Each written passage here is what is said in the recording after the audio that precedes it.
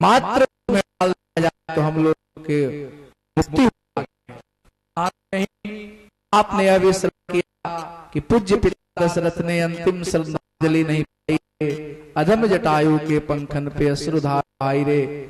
वह अधम जाति का गिर परमार्थ का बहुत बड़ा आचार्य, जिसके बल पर राघवेंद्र सरकार के गोद में बैठने का सौभाग्य प्राप्त हुआ और अंत में गति मिली जो दशरथ जी महाराज को भगवान की कृपा से प्राप्त हुआ था। तो आइए अब हम लोगों के बीच भगवान की भ्यो नमः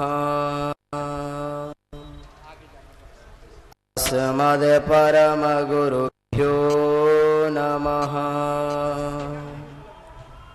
श्रीमते रामानुजाय नमः श्रीलक्ष्मीनाथ समारंभां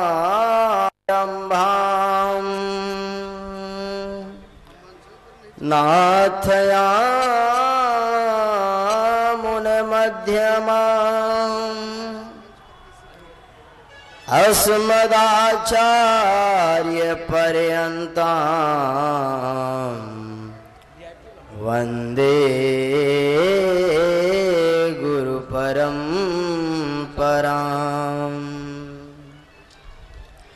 यो नित्यमच्युतपदाम्बुजयोगमरुग्मम् व्यामोहतस्तदितरार्णितृणाय मेने अस्मद् गुरुर्भगवतोऽस्य दयैकसिन्धो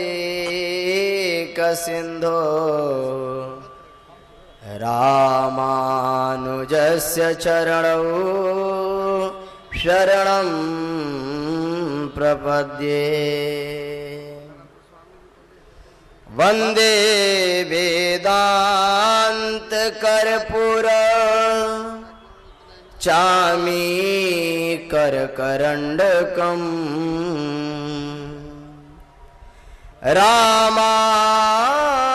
रामानुजार्य मार्याणाम् चूडामणिहर्निशम्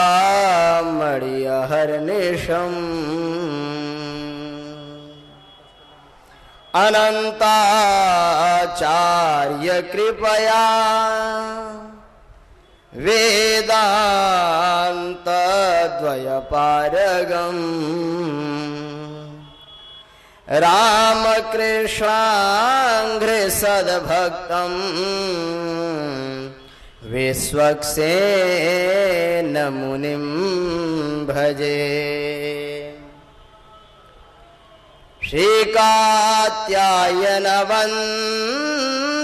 श्रीकात्यायनवंशवारिधिविधुं श्रीकृष्णपूजारतं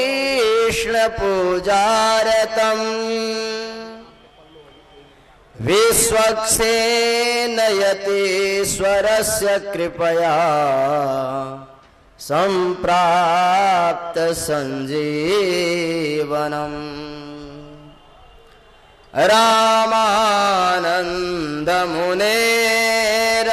रामानन्दमुनेरनन्तदयया लब्ध्वार्थतत्त्वं परम् नित्यं बोधमयं जगद्गुरुवरं श्रीरामचन्द्रं भजे। ज्ञानानन्दमयं देवं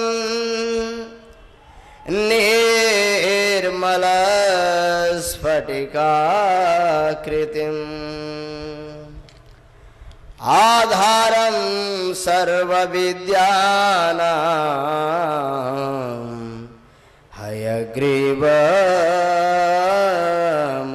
हयग्रीवमुपास्महे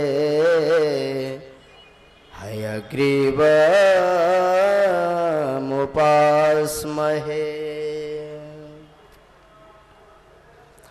बोलिए श्री लक्ष्मी नारायण भगवान की, श्री लक्ष्मी वेंकटेश भगवान की, भाष्यकार रामानुज स्वामी जी महाराज की, विष्णु जगदाचार्य श्री त्रिदंडी स्वामी जी महाराज की, पूज्यपाद श्री पुष्कर पीठाधीश्वर जगतगुरु श्री स्वामी जी महाराज की, पूज्यपाद श्री जीयर स्वामी जी महाराज की, श्री पराशर जी महाराज की, संत समुदाय की।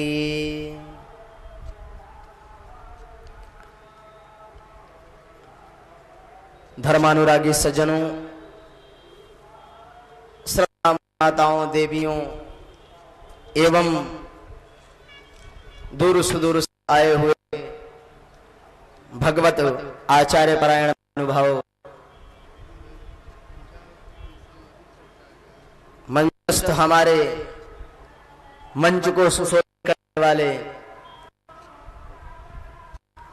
सम्माननीय ब्रज किशोर जी एवं हमारे परम आप्त पूज्य श्री बाल योगी जी महाराज एवं हमारे पूज्य आराध्य श्री पुष्कर पीठाधीश्वर जगतगुरु श्री स्वामी जी महाराज एवं पूज्य श्री जीयर स्वामी जी एवं अन्य आचार्य महानुभाव वरण्य संत समाज के श्री चरणों में कोटिशः वंदन करते हुए पराशर शक्ति के माध्यम से हम कल भी श्रवण किए गए दिवस से श्रवण करते हुए आ रहे हैं। आज इस पावन बेला के अंतर्गत हम लोगों ने श्रवण किया कि 4 वर्ग के है शास्त्र में बताए गए निहित कर्म, जो धर्म उपदेश करता है, जो स्मृतियां उपदेश करती है, जो शास्त्र उपदेश करता है कि 4 वर्णों में ब्राह्मण क्षत्रिय वैश्य शूद्र को किस प्रकार कर्म करना चाहिए, किस प्रकार की जीवन जीनी चाहिए। आजकल जीवन जीना बहुत मुश्किल हो गया है। खाना पीना सोना ये जीवन नहीं है। चाहे वह अरबपति हो, चाहे वह लाखपति हो, चाहे वह कोई हो, जीवन जीना आसान नहीं है। जीवन जिए कैसे महाराज? तो पराशर स्मृति में कहते हैं कि चतुर्णामपि वर्णानाम् आचारो धर्म पालकः आचार भ्रष्ट देहानाम् भवे धर्मः प्राङ्मुख। जो मनुष्य धर्म से विमुख हो जाता है वो आचार्य से भ्रष्ट हो जाते हैं। जैसे कल मैंने निवेदन किया था, युक्ताहार विहार से गीता कहता है कि जिनका आचार विहार भोजन संबंधी क्रियाएं ठीक हो उनका जीवन होता है। और आज इसकी बहुत आवश्यकता है। इसको किस माध्यम से हम जीवन को सुधार करें, इस पर विचार करने के लिए बहुत अत्यधिक जरूरत है, आवश्यकता है, जोड़ देना चाहिए। देखिए, हम धर्म करते हैं, धर्म सभी करते हैं अपने अपने माध्यम से। धर्म से कर्म महत्वपूर्ण है क्योंकि धर्म भगवान से मांगना पड़ता है। अगर हम धर्म करते हैं तो भगवान से मांगने याचना करने के लिए धर्म करते हैं। क्या कोई निहित स्वार्थ से भगवान के पास जाता है, मंदिर में जाता है, यज्ञ में जाता है? नहीं जाता है महाराज। वह भगवान के पास इसलिए वह धर्म इसलिए करता है, कर्म इसलिए करता है ताकि भगवान वह मांग कि हे भगवान मैं स्वस्थ रहूं, मेरा पुत्र नौकरी कर ले, कुछ धनोपार्जन आदि आदि इच्छाओं की पूर्ति के लिए उस परमात्मा के समक्ष जाता है। लेकिन कर्म से परमात्मा स्वयं देने के लिए उद्धृत होते हैं।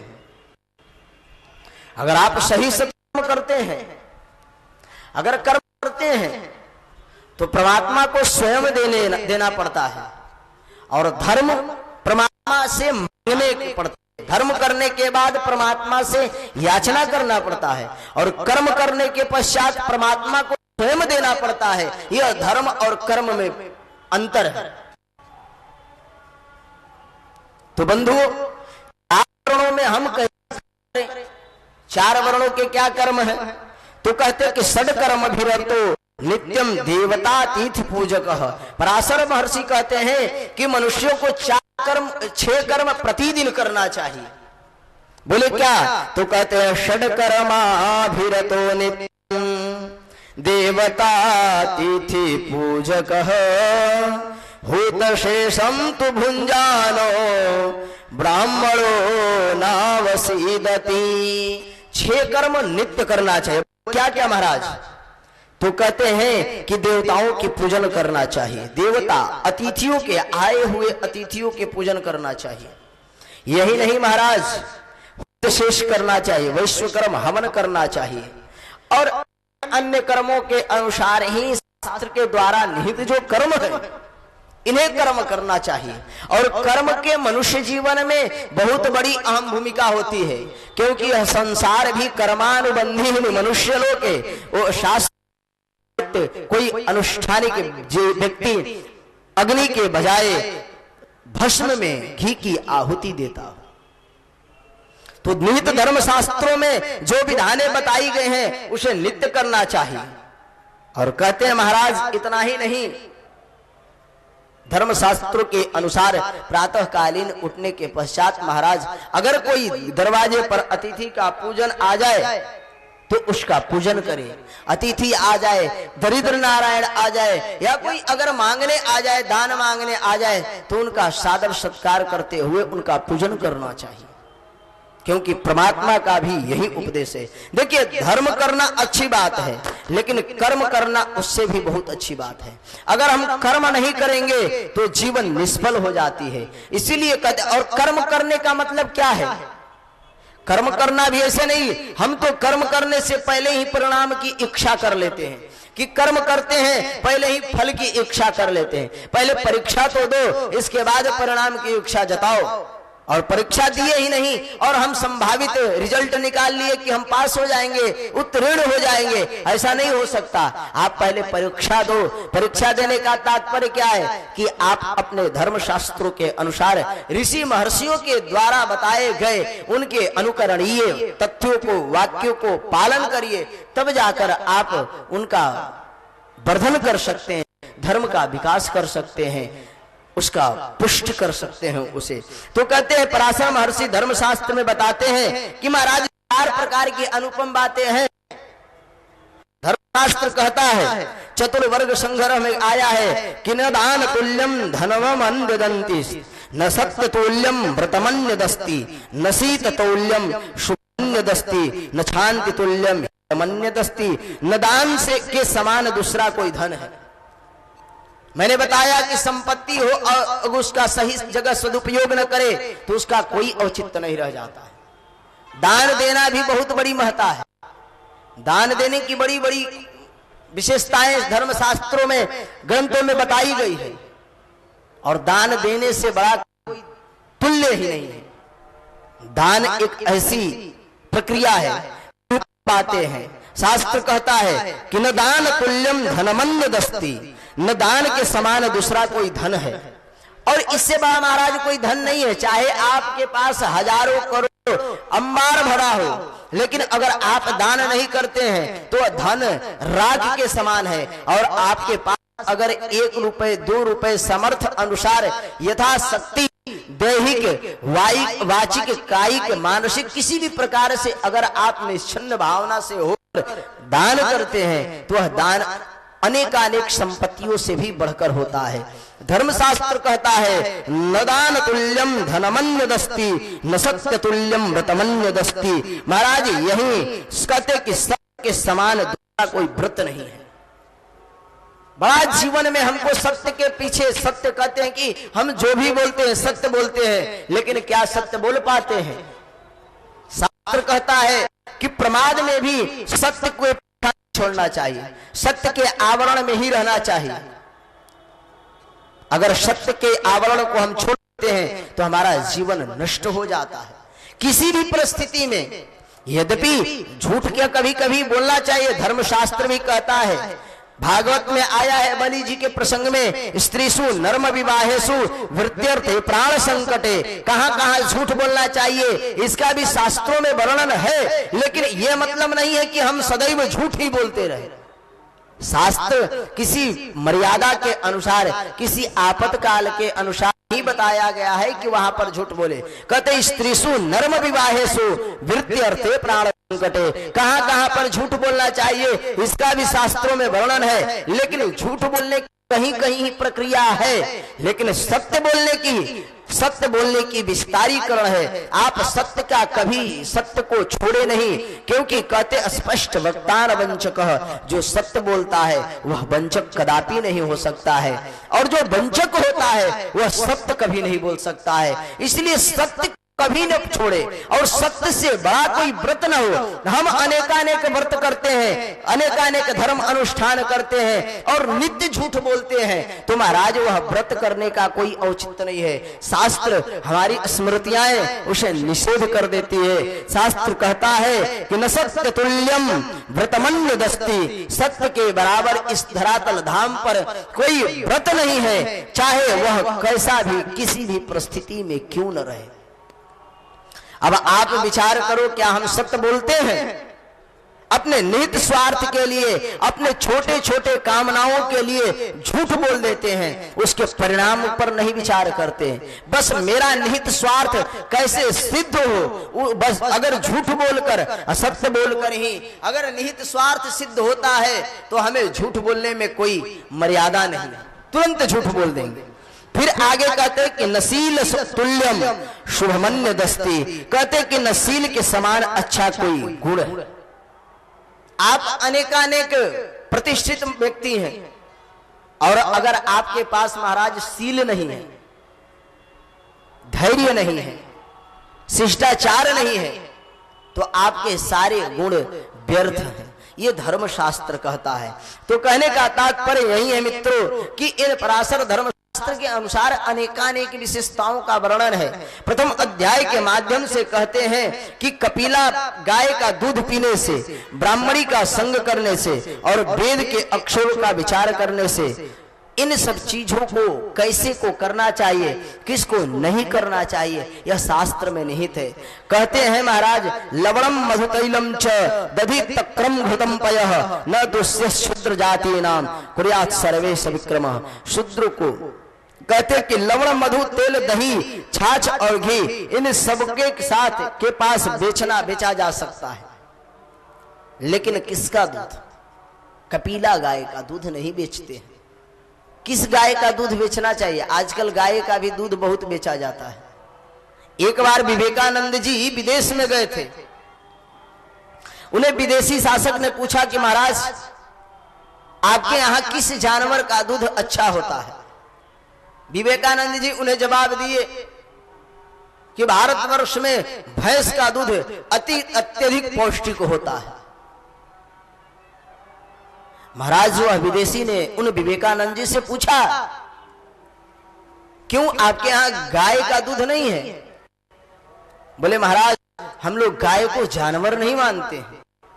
आज भारत का दुर्भाग्य है कि हजारों की संख्या में कसाई खाना खुल गया है, जहां पर हमारे निर्मम गौओं की हत्या की जा रही है। एक विवेकानंद जो भारत के प्रखर प्रबुद्ध प्रतिनिधि बनकर उस धर्म संघ में गए थे, जहां पर उनसे पूछा गया कि आपके यहाँ, आपके भारत देश में किस जानवर का दूध पुष्ट है, तो उन्होंने कहा कि हम गाय को जानवर नहीं, गाय को तो हम मां मानते हैं, और मां को कोई जानवर कैसे कह सकता है? तो क्या मां का कोई दूध बेचता है महाराज? धर्मशास्त्र उसका निषेध करता है, ये जान लीजिए। कहता है गाय का जो दूध बेचता है वह घोर नरक में जाता है। यही नहीं, पतितम तत्क्षणात्, कहते हैं कुर्वा त्राभ्यगमनम पतितम तत्क्षणात्, वह उसी समय पतित हो जाता है जिस समय गाय के दूध का बिक्री कर देता है। गाय की इतनी बड़ी महिमा है, गाय की जितनी विशेषता की जाए, जितनी वर्णन की जाए महाराज उतना कम है। पहले अध्याय की विशेषताओं के वर्णन करने के बाद महाराज साधारण धर्म के बाद फिर कहते हैं, आज ऋषियों ने पराशर महर्षि से पूछा, अतः परम गृहस्थस्य कर्माचारम कलौ युगे धर्मं साधारणं सत्या चातुर्वर्ण्याश्रमागतम। हे महर्षि, आप गृहस्थ के अनुसार इन 4 वर्णों को करने वाले कर्मों को साधारणतया, विशेष रूप से नहीं, साधारणता संक्षेप में वर्णन करिए। महाराज धर्मशास्त्र कहते हैं, तब कहते हैं, मैं उसे तुम लोगों से भली भांति कहता हूं। पराशर महर्षि कहते हैं उन ऋषियों से कि क्षुदितम त्रिशंति सांत्रम बलि वर्दम न योजयेत हीनांगम व्याधितम क्लीबम वृषम विप्रो न वाहेते। भूखे प्यासे और थके हुए किस प्रकार से गृहस्थ आश्रम में क्या कर्म करना चाहिए, कैसे करना चाहिए, किसानी भी करे तो कैसे जीवों के साथ किसानी करे, कृषि करे। अगर खेती करते हो, आजकल तो हमारे यहाँ ट्रैक्टर इत्यादि की पद्धति आ गई है, विज्ञान की पद्धति आ गई है। नहीं, हमारे यहाँ बैलों की पद्धति थी। पहले बैल से दंवरी होता था, इसके बाद बैल से ही हल जोता जाता था।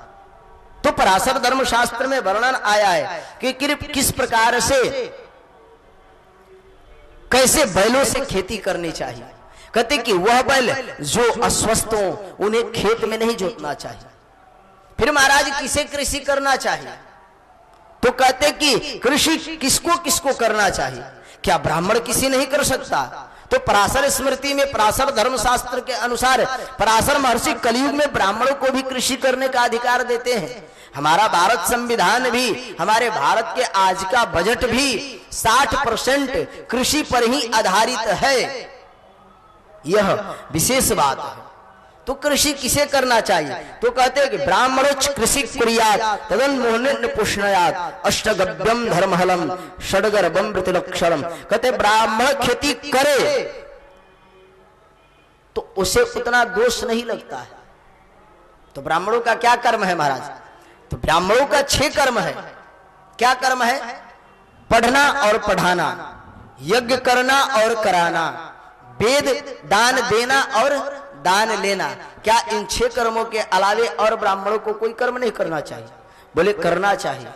धर्म के अनुकूल, धर्म के साये में रहकर अपने आचरण, धर्म आचरण के अनुसार सत्कर्म करते हुए अपने गृहस्थ आश्रम को पुष्ट करने के लिए जो शास्त्र में निहित कर्म बताए गए हैं उन्हें करना चाहिए।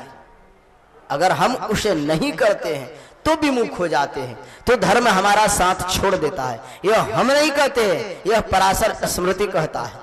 आप सभी को जीवन में कैसे कर्म करना चाहिए, किस व्यक्ति को क्या कर्म करना चाहिए, पुत्र का क्या कर्म है, व्यक्ति का क्या कर्म है, जीव का क्या कर्म है, ब्राह्मण का क्या कर्म है, क्षत्रिय का क्या कर्म है, वैश्य का क्या कर्म है, इन सब कर्मों को जानने के लिए एक बार पराशर धर्मशास्त्र को जरूर पढ़ना चाहिए महाराज। तो कहते हैं कि इन सब कर्मों से महाराज यही नहीं होता है, और जो धर्मशास्त्र के बनाए हुए आचरणों को करता है वह नित्य निरोग रहता है। बोले कौन निरोग रहता है महाराज, तो शास्त्र कहता है नरो हिताहार विहार सेवी समीक्षकारी विषयस्य सक्तः दाता समः सत्य परः क्षमावान। कहते आप तो सेवी च भवत्य रोगः, जो मनुष्य हितकर आहार विहार का सेवन करता है। किसको कैसा प्रसाद चाहिए, किसको कैसा भोजन करना चाहिए, जो इसके अनुरूप ही कार्य करता है, अनुरूप ही कर्म करता है, भोज्य पदार्थों का सेवन करता है, महाराज वह निरोग रहता है, स्वस्थ रहता है। इसलिए हमारे शास्त्रों में बारंबार भक्षण पर, भोजन की प्रक्रिया पर बहुत जोर दिया गया है कि हमें किस प्रकार का भक्षण करना चाहिए। ये नहीं आज अनेकानेक देखते हैं कितने लोग क्या क्या खाते हैं भगवान जाने, लेकिन भोजन करने के जो शास्त्रों में अन्नों को परिधानित किया जा गया है, वर्गीकृत किया गया है, जिसको प्रसाद पाने से, जिसको पाने से हमारा शरीर पुष्ट होता है और हम निरोग रहते हैं। कहते हैं कि नरो हिताहार विहार सेवी, वह जवानी जवानी में नवयुवक में तो कुछ भी खा लेते हैं, लेकिन जब वृद्धावस्था आता है और जैसे ही 40 से ऊपर जाने लगते हैं तो अनेकानेक रोगों से ग्रसित हो जाते हैं। तो हम क्यों न प्रारंभिक से ही अपने भोज्य पदार्थों पर नियंत्रण रखें, उस पर संयम रखें, उसके अनुसार भोज्य पदार्थों का सेवन करें जो हमारे शरीर को पुष्ट करता हो, जो हमें तन और मन से स्वच्छ रहता हो, जो हमें राजसिक और तामसी गुणों से दुरुस्त करता हो, जो सतो गुण को हमारे अंदर लाता हो। और जब हमारे भोज्य पदार्थ सुधर जाएंगे, जब हमारा भोजन में सुधार आ जाएगा, तो महाराज हमें धर्म के आड़ में रहते हुए उस भगवत तत्व की प्राप्ति हो जाती है। और यह तभी हो सकता है जब हम किसी धर्म के आड़ में आकर धर्म ग्रंथों को श्रवण करेंगे। तब हमें किसी डॉक्टर के पास जाने की आवश्यकता नहीं है, लेकिन यह तब हो सकता है जब धर्म शास्त्रों के अनुसार बताए गए निहित कर्मों को करना चाहिए। ऐसे नहीं, विश्वास करना चाहिए। सदगुरु वैद्य वचन विश्वासा, उनके वचनों पर, उनके वाणियों पर विश्वास करना चाहिए। और विश्वास करने का क्या महिमा है, रामचरितमानस में इसकी बहुत बड़ी महिमा है। देवता लोग, कल हमारे पूज्य श्री मारुति किंकर जी महाराज निवेदन कर रहे थे कि एक वचन शंकर जी ने बोला, और वचन कब बोलना चाहिए, डॉक्टर कब बोलता है, जब उसकी आवश्यकता होती है। रोगी अनेकानेक रहते हैं और डॉक्टर एक वचन बोलता है और वह रोगी उस पर विश्वास कर लेता है। सारे देवता रोगी हो गए थे। बोले किस रोग से? बोले भगवान यहाँ है, भगवान वहां है। और आज शंकर जी ने एक वचन विचार करके बोले हैं, और जैसे ही उन्होंने अपने वचन को विचार करके बोले, सारे देवताओं को विश्वास हो गया। परिणाम यह हुआ कि परमात्मा का दर्शन हो गया। तो आप अपने कहे हुए श्रेष्ठ जनों के वचनों पर विश्वास नहीं करेंगे, श्रेष्ठ जनों के वाणियों पर विश्वास नहीं करेंगे, तो आपके जीवन भी पुष्ट नहीं हो सकती। इसीलिए सदगुरु वैद्य वचन विश्वासा, सदगुरु रूपी वैद्य के वचनों पर विश्वास करना चाहिए। तब जाकर यह भवरोग रूपी यह रोग से निजात पा सकते हैं। और जब तक आप विश्वास नहीं करेंगे, तब तक आप संकीर्ण मानसिकता के अनुसार इसी में जकड़े रहेंगे, और बार बार इसी जड़वत के अनुसार आपको एक बार मनुष्य जीवन तो मिल गया है, लेकिन अगले जीवन में आप मनुष्य बनेंगे कि नहीं बनेंगे, यह कोई गारंटी नहीं है, क्योंकि कर्म के अनुसार ही आप मनुष्य बनते हैं। कहते अवश्यम एवं भुक्तव्यम कृतम कर्म शुभाशुभम, जो अपने कर्मों के अनुसार फल और दोष का भोग करता है। आप इस मंच से अनेकानेक धर्म शास्त्रों का विवेचन सुन रहे हैं। भागवत, महापुराण, वाल्मीकि रामायण, अनेकानेक धर्म शास्त्रों के माध्यम से यही सुन रहे हैं। गीता के माध्यम से यह सुन रहे हैं कि किस प्रकार का कर्म करना चाहिए, कर्म क्या है, विकर्म क्या है और सत्कर्म क्या है।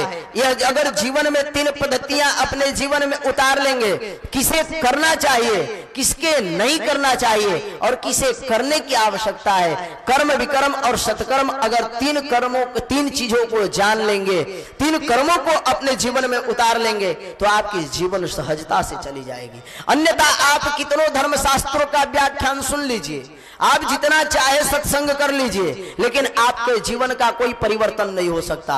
बोले क्यों?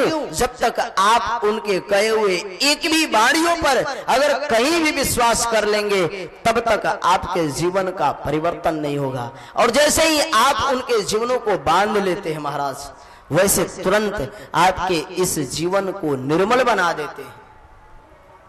यद्यपि मनुष्य निर्मल, और भगवान भी कहते हैं कि हमें वैसे ही मनुष्य प्राप्त करता है और हमें वैसा ही मनुष्य पसंद है। बोले कौन? तो कहते हैं निर्मल मन जन सो मोहि पावा, मोहि कपट छल छिद्र न भावा। अगर आप अपने अंदर से द्वेष नहीं निकालते हैं, कपट नहीं निकालते हैं, तब तक आपके जीवन की कोई उद्देश्य प्राप्त नहीं हो सकता।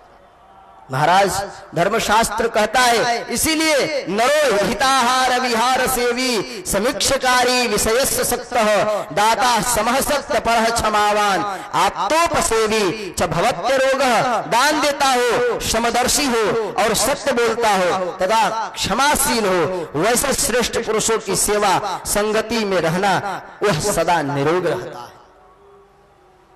जो धर्म के अनुसार आचरण करने वाले हमारे संत महात्मा आचार्य महर्षि प्रभृत गण हैं, अगर आप उनकी सेवा करते हैं, गुरुजनों की सेवा करते हैं, परमात्मा की सेवा करते हैं, तो भी आप निरोग रहेंगे। अब ये नहीं कि महाराज सर दर्द के रोग की बात हो रही है, यहाँ पर सर दर्द की रोग की बात नहीं हो रही है।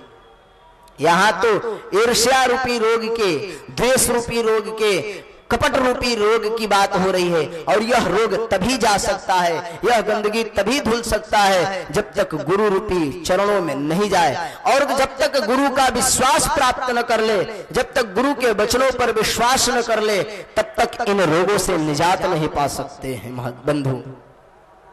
क्योंकि सदगुरु वैद वचन विश्वासा, अगर जब तक हम वैदों के और सदगुरु के वचनों पर विश्वास नहीं करते, जब तक रोगी डॉक्टर के वचनों पर, वाणियों पर विश्वास नहीं करेगा, तब तक वह रोग से निजात नहीं पाएगा महाराज। इसीलिए बंधु अपने से श्रेष्ठ जनों के वचनों पर विश्वास करना चाहिए। फिर आगे कहते हैं कि किस प्रकार के मनुष्यों को कैसे जीना चाहिए, यह सारा धर्मशास्त्र बताता है। और वही धर्म धुरंधर होते हैं, वही उत्तम पुरुष का। और ये कैसे फिर पहचान कैसे करें, उत्तम पुरुषों को पहचान कैसे करें? तब कहते हैं कि प्रारंभते न खलु विघ्नन भयेन नीचहि, प्रारब्ध विघ्नं विहता विरमन्ति मध्याः, विघ्नैः पुनः पुनरपि प्रतिहन्यमानः, प्रारब्धमुत्तम जना न परित्यजन्ति। नीति शतक में एक बात आती है महाराज कि नीच पुरुष विघ्नों के भय से किसी कार्य का प्रारंभ ही नहीं करते।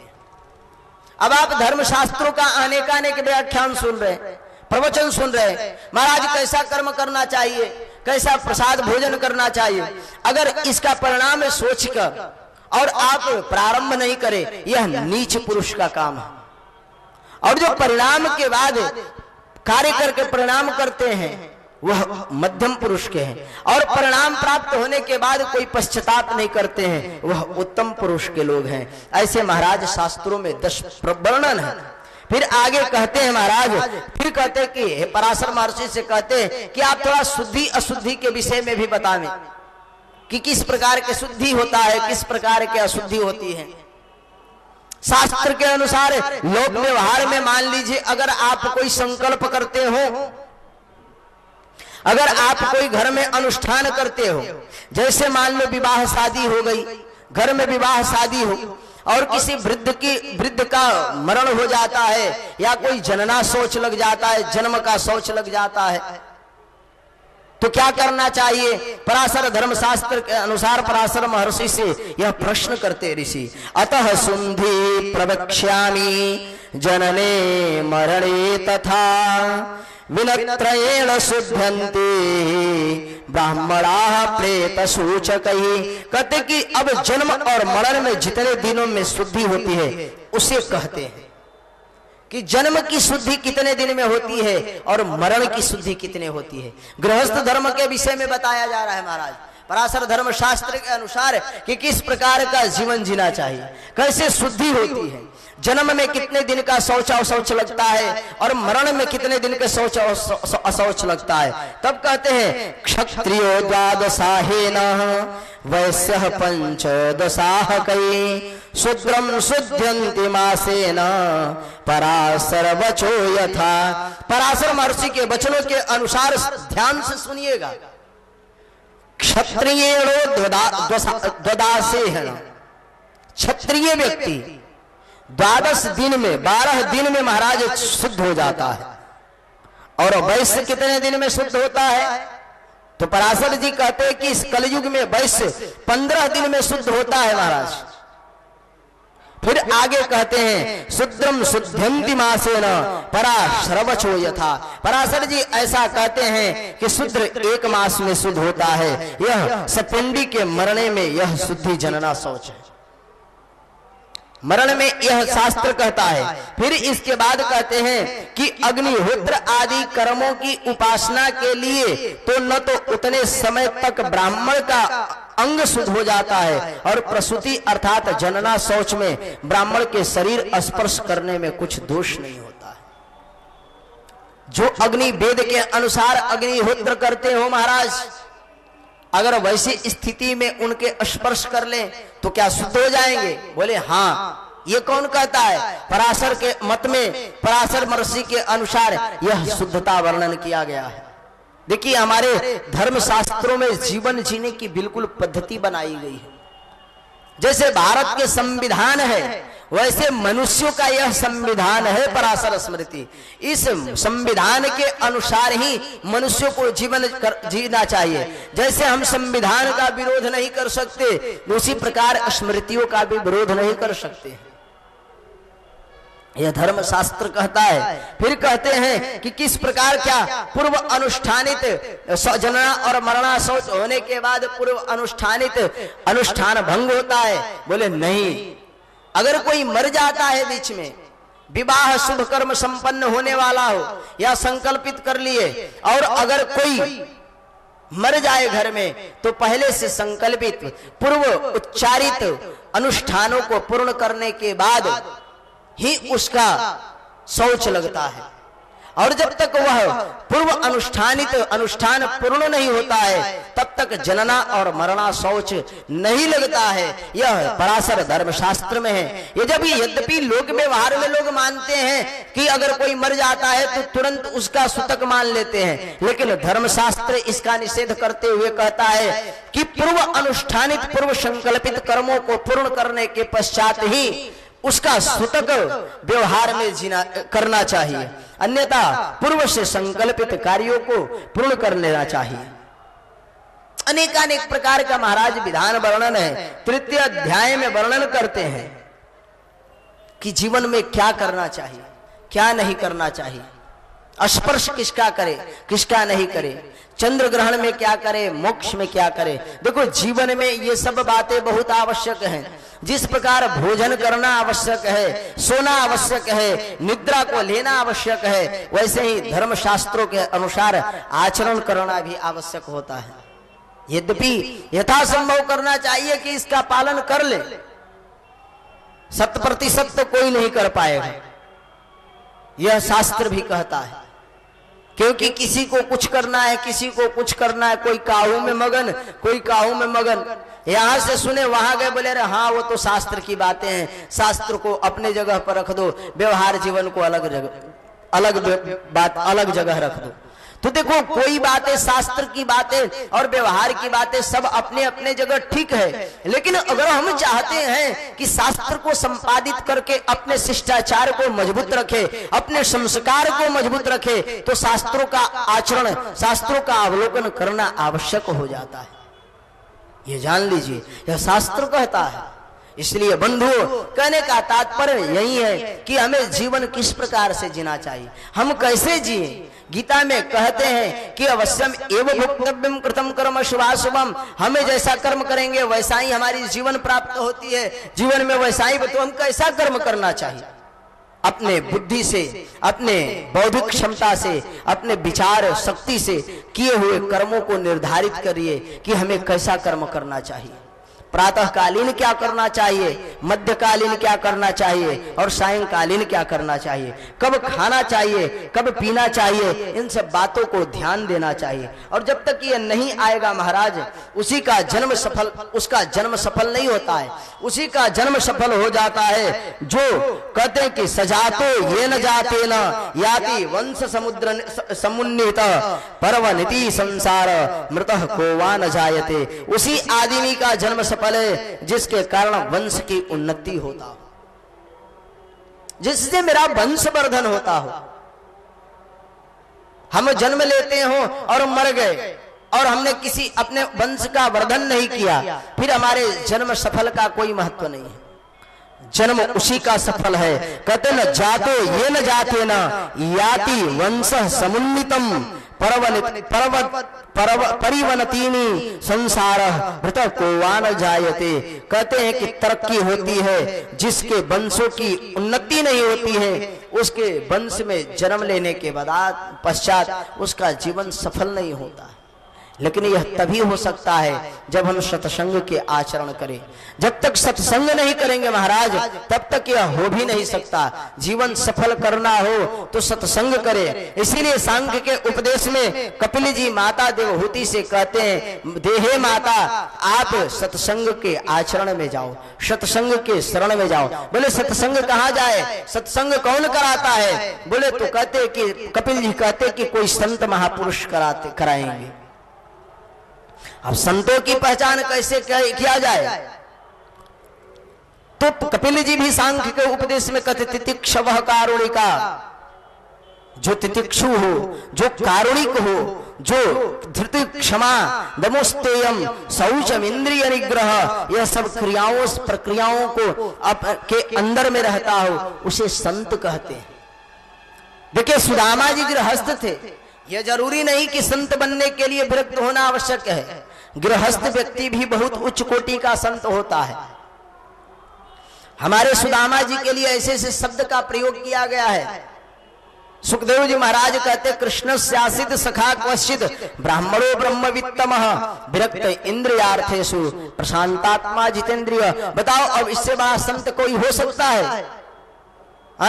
कहते हैं कि विरक्त इंद्रियार्थेषु प्रशांतात्मा जितेंद्रिय, जिसके लिए स्पष्ट विरक्त शब्द की प्रयोग करते हैं। महाराज कहने का तात्पर्य है कि उसी का जीवन सफल है। और सफल जीवन, और जब सफल जीवन हो जाता है तो कहते कि सजीवती निगुणा यस्य धर्मो यस्य सजीवती गुण धर्म विहीनो निष्फलम तस्य जीवनम। और उस मनुष्य का जीवन निष्फल है। महाराज नीति संग्रह कहता है कि वैसे मनुष्यों का जीवन निष्फल हो जाता है। जो कहते कि उसी आदमी का जीवन सफल है जिसे कुछ गुण में कुछ गुण हो तथा जो धर्म के मार्ग पर चलता। ये नहीं कि बहुत विशेष धर्म हो, गुण हो, कुछ धर्मों का प्रतिपादन किया गया है। कुछ धर्म हो महाराज, और कुछ धर्म कैसा हो जो उस परमात्मा के समक्ष ले जाए। धर्म कैसा करे जो बंधन न देता हो।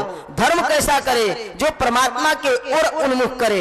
धर्म कैसा करे जो परमात्मा से मिला ले, क्योंकि वही हमारे परमात्मा है, वही हमारे प्रियतम है। हम जीवात्मा है, वह परमात्मा है। हम अंश है, वह अंशी है। ईश्वर अंश जीव अविनाशी चेतन अमल सहज सुख राशि। हम उनके अमल, उनके अंश हैं। ममैवांशो जीवलोको जीवभूत सनातन। लेकिन यहाँ आने के बाद पित्वा मोह प्रमाद मदिराम उन्भुद्ध सर्वम जगत, यहाँ पर मोह और प्रमाद रूपी मदिरे का पान करके हम अपने आप में उन्मत्त हो जाते हैं। फिर हम किसी को पहचानते नहीं। 2 अक्षर का ज्ञान प्राप्त कर लेने के बाद, शास्त्रों के अल्पकाल की ज्ञान प्राप्त करने के बाद उन्मुक्त होकर चलते हैं कि महाराज हमसे बड़ा कोई विद्वान नहीं है। नहीं, ये एक विद्वान की परम प्रकाष्ठा होती है कि जो श्रेष्ठ जनों का आदर करे, जो अपने आचार्यों की स्तुति करे, जो अपने गुरुदेवों के चरणों में जाए, क्योंकि परमात्मा का मिलन उसी से हो सकता है। अब आप नाव पर बैठकर और अगर नाविक से विरोध करेंगे तो परिणाम क्या होगा? आपको नदी में डूबना आ जाएगा महाराज। लेकिन यह सब सीखने के लिए हमारे पास समय नहीं है। क्यों? देखो एक कहानी बताता हूं आपको। एक बार एक नगर में एक नगर सेठ थे। उन्हें धन कमाने की इतनी होड़ मची थी, धन कमाने की इतनी लालसा थी, धन कमाने की इतनी उत्सुकता थी महाराज कि वह धन कमाने के लिए कुछ भी नहीं देखते थे। न धर्म करना है, बस धन धन धन धन धन कमाना है महाराज। और वह जब धन कमाते थे तो व्यापार करने के लिए नदी को पार करके जाते थे।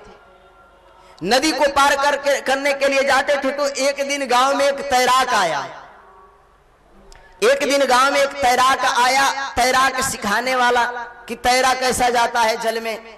जब तैरने के लिए सिखाने के लिए आया तो गांव के एक बुजुर्ग ने कहा कि सेठ जी तुम डेरी नदी को पार करके जाते हो, जाओ एक गांव में तैराक आया है, वह तैरने के लिए सिखा रहा है, उससे तुम तैरना सीख जाओ, हो न हो कभी तुम्हारे काम आ जाए।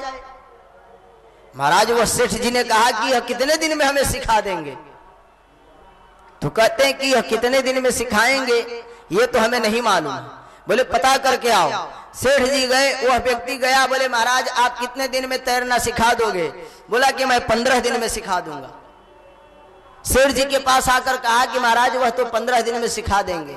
बोले 15 दिन मेरे पास समय नहीं है। फिर जाकर कुछ क्या, कम से कम कितने दिन में सिखा देंगे? वह तैराक व्यक्ति ने कहा कि जाकर उनसे कहना कि 7 दिन, 8 दिन या 2 दिन या 4 दिन या 1 दिन भी अगर समय दे दे तो हम उन्हें तैरना सिखा दें। इस सेठ जी के पास 1 भी दिन का समय नहीं था महाराज। बहुत सारगर्भित कहानी है, आप समझना।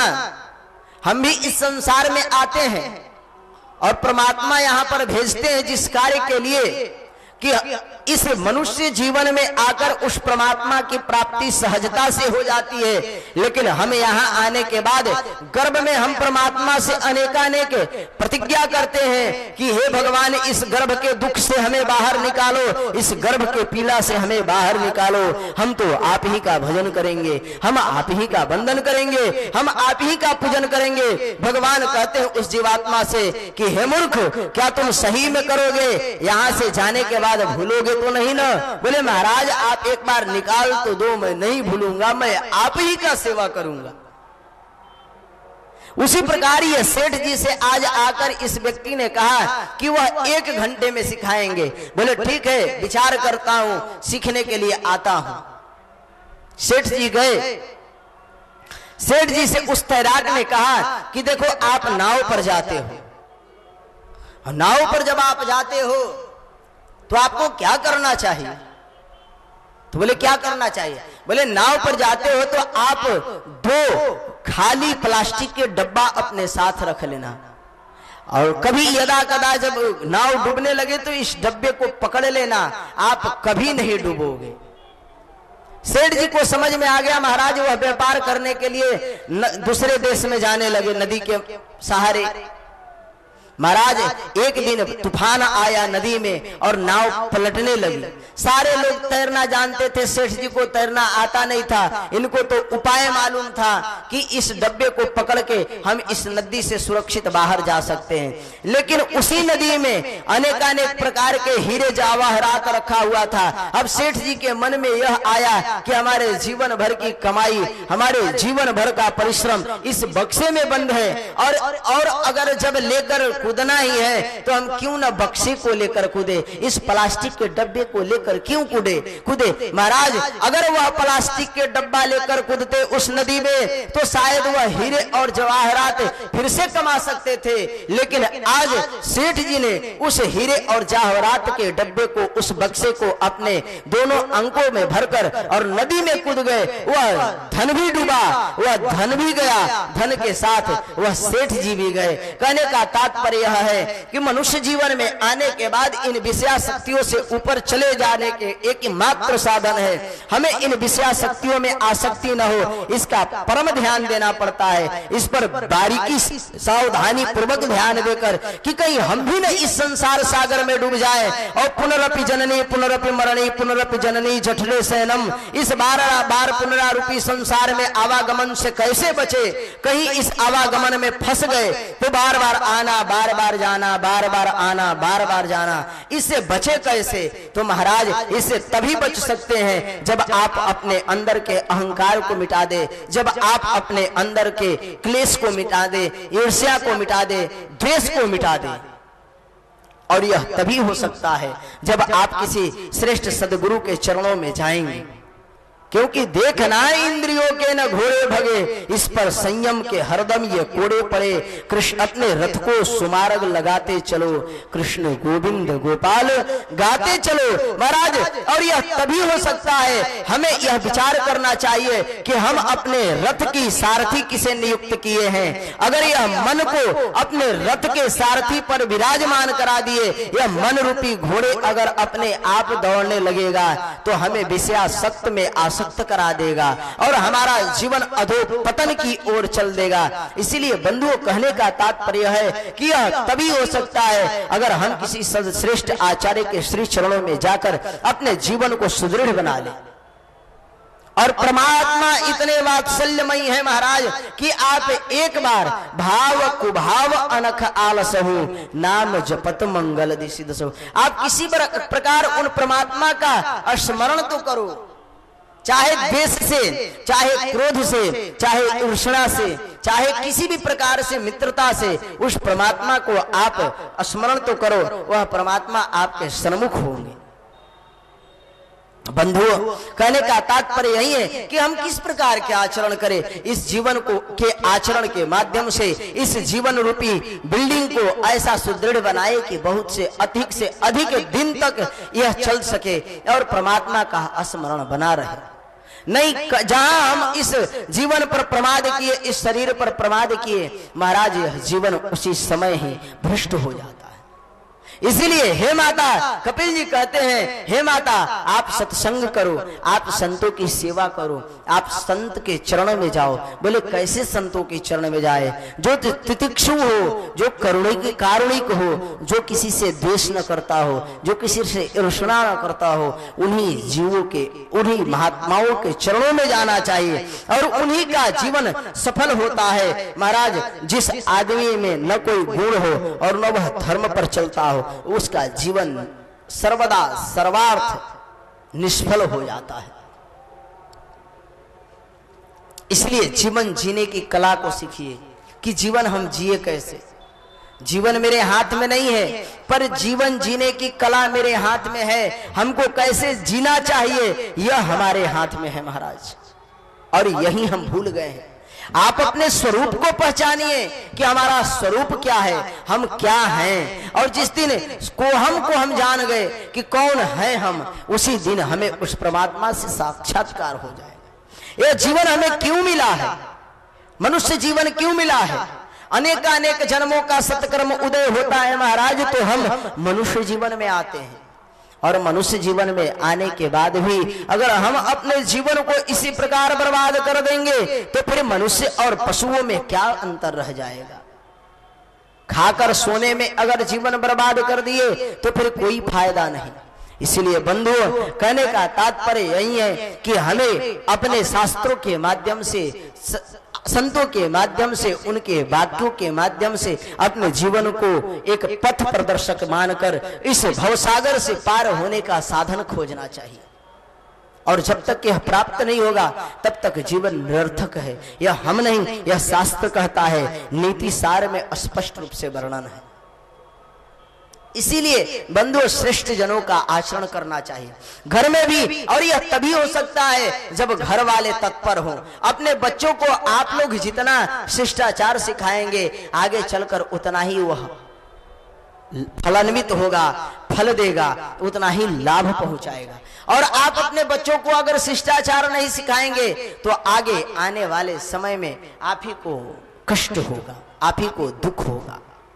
महाराज, कहने का तात्पर्य यही है कि हमें शास्त्रों के माध्यम से इन जीवन को जीने की कला सीखना चाहिए। हम कैसे जिए, हम कैसे रहें, हम कैसे उठे, हम कैसे बैठे, हम कैसे सोएं। क्योंकि शास्त्र के अनुसार जब तक हम नहीं जिएंगे, शास्त्र के अनुसार जब तक हम नहीं चलेंगे, तब तक महाराज जीवन एक पिंजड़े की भांति लगती है और यह मनुष्य जीवन उसमें बंधन जैसा स्वीकार करता है। इसीलिए शास्त्र कहता है, पंचतंत्र में आता है, कहते वनेपि श्रृंगा मृगवांस भक्षा बभुक्षिता नैव तृणाम चरंती एवं कुलीना व्यसना विभूता ननीति मार्गम परिवर्जयंती। मृग मांस खाने वाले सिंहों को यदि भूख लगती है तो वन में घास नहीं खाते हैं।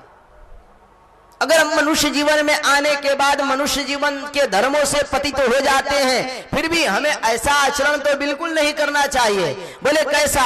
अगर किसी सिंह को भूख लग गया हो और अगर कोई मृग मांस का भक्षण न कर पावे तो भी फिर भी वह घास का तो भक्षण कदापि नहीं करता है।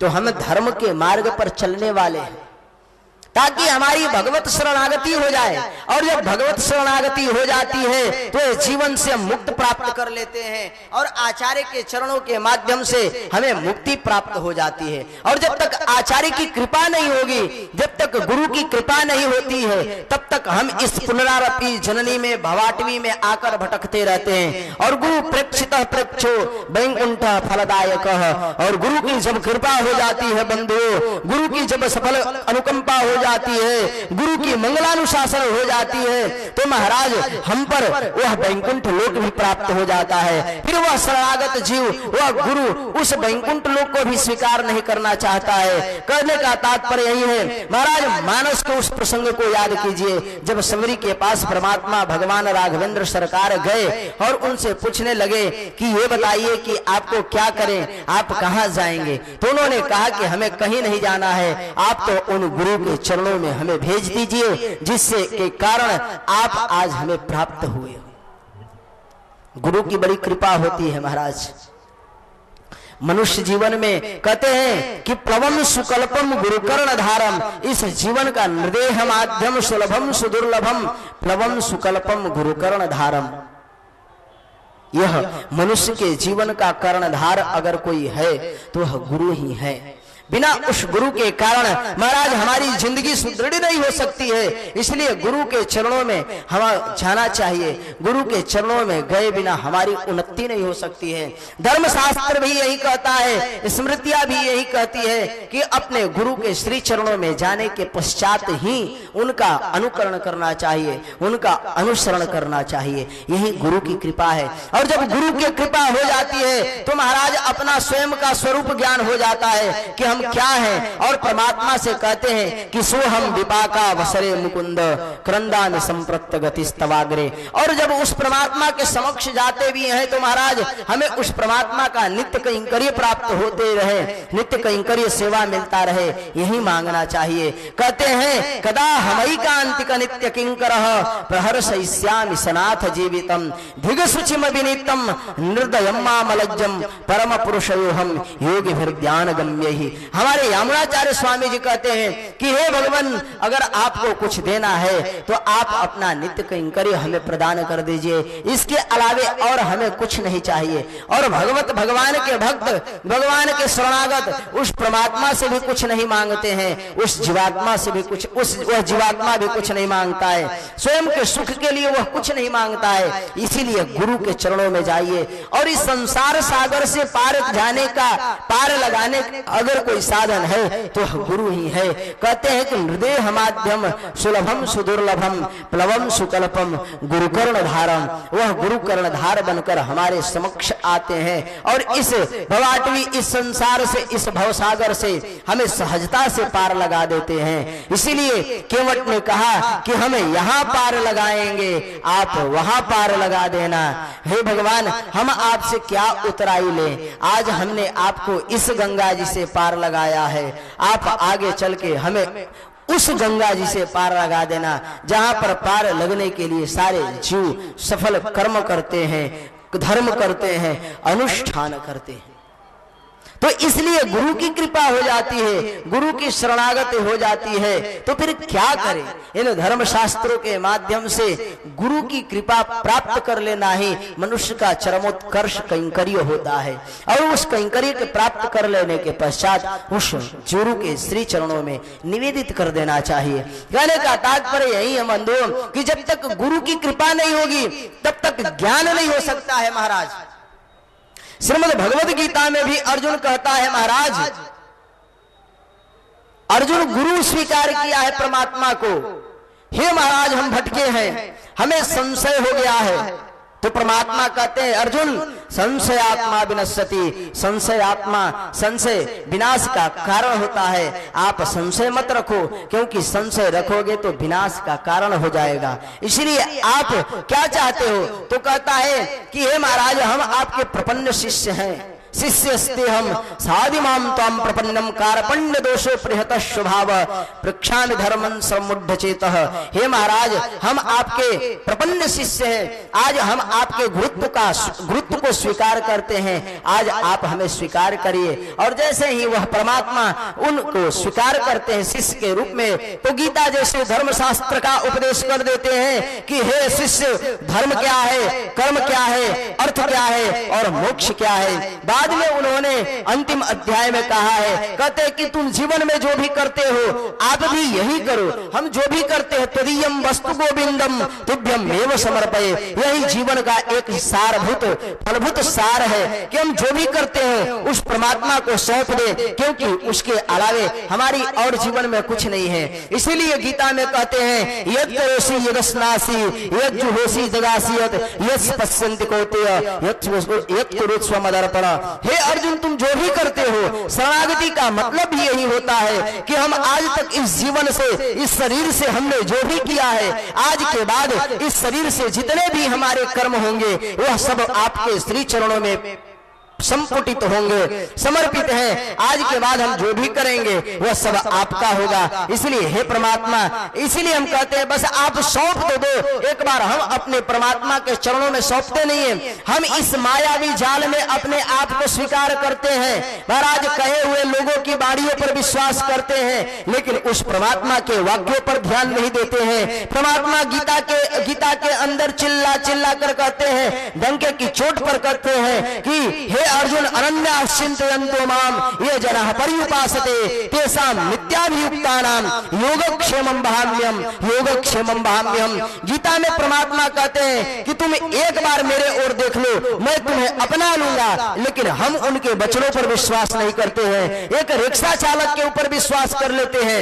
एक टैक्सी चालक के ऊपर विश्वास कर लेते हैं। महाराज, अगर बक्सर से इस यज्ञ स्थल पर जाना हो और हमें रास्ता की जानकारी न हो और किसी रिक्शावान से या गाड़ीवान से कहते हैं कि महाराज हमें यज्ञ स्थल पर जाना है, उसके गाड़ी पर बैठकर बिल्कुल निश्चिंत हो जाते हैं। लेकिन परमात्मा अपने वचनों के माध्यम से, अपने वाणियों के माध्यम से, अपने शुक्तियों के माध्यम से कहते हैं कि अनन्या चिंतयन्तो माम ये जनाः पर्युपासते तेषां नित्याभियुक्तानां योगक्षेमं वहाम्यहम् योगक्षेमं वहाम्यहम्। हम आपका वहन करेंगे, हम आपका वहन करेंगे।